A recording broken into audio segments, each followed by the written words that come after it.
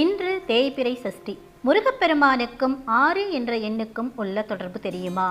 முருகப்பெருமானை சஷ்டி திதி மற்றும் கார்த்திகை நட்சத்திரத்தில் விரதமிருந்து வழிபாடு செய்வது சிறப்பு. அதிலும் கார்த்திகை மாதத்தில் வரக்கூடிய சஷ்டியில் முருகனுக்கு விரதம் இருப்பது கூடுதல் சிறப்பு.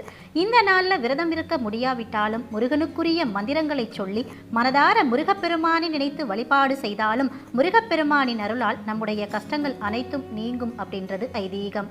முருகப்பெருமானுக்கு உரிய திதி சஷ்டி திதி.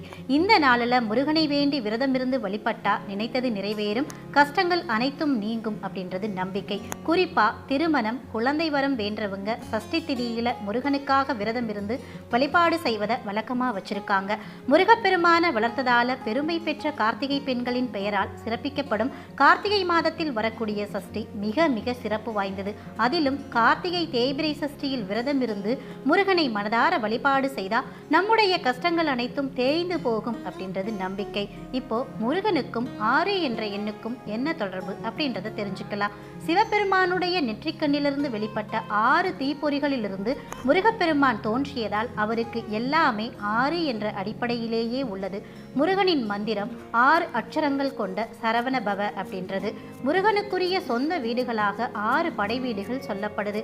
இவை எல்லாவற்றையும் விட 6 கார்த்திகை பெண்களால் வளர்க்கப்பட்ட முருகனை அன்னை பார்வதி ஒன்றிணைத்த போது 6 முகங்கள் கொண்டவராக முருகப்பெருமான் திகழ்ந்தார். ஜாதக ரீதியாகவும் 6ஆம் இடம் கடன், விரோதம், சத்ரு போன்றவைகளை குறிக்கின்ற இடமா சொல்லப்படுது. இவைகளை எல்லாம் ஒரு நொடியில் போக்குவர் முருகப்பெருமான். இவ்வாறாக 6 என்ற எண்ணுக்குரியவராக முருகன் இருப்பதாலேயே திதிகளிலும் 6வது திதியான சஷ்டி திதி முருகனுக்குரியதாக சொல்லப்படுகிறது. அதனாலதான் சஷ்டி திதி நாளில் முருகப்பெருமானை நினைத்து விரதமிருந்து வணங்கிட அனைத்து நன்மைகளும் கிடைக்கும் என்று அருணகிரிநாதர் கூறுகிறார். தேய்பிறை சஷ்டி விரதம் கடைபிடிக்கக்கூடிய முறை. தேய்பிறை சஷ்டி என்று அதிகாலையிலேயே எழுந்து குளித்து வள்ளி தெய்வானையுடன் இருக்கக்கூடிய முருகன் படத்துக்கு வாசனை மிகுந்த மலர்களை சாற்ற வேண்டும். சிவப்பு நிற மலர்கள் சாற்றி வழிபாடு செய்வது கூடுதல் சிறப்பு. நெய் அல்லது நல்லெண்ணெய் கொண்டு விளக்கேற்றி ஏதாவது இனிப்புகளை நெய்வேத்தியம் செய்திட வேண்டும்.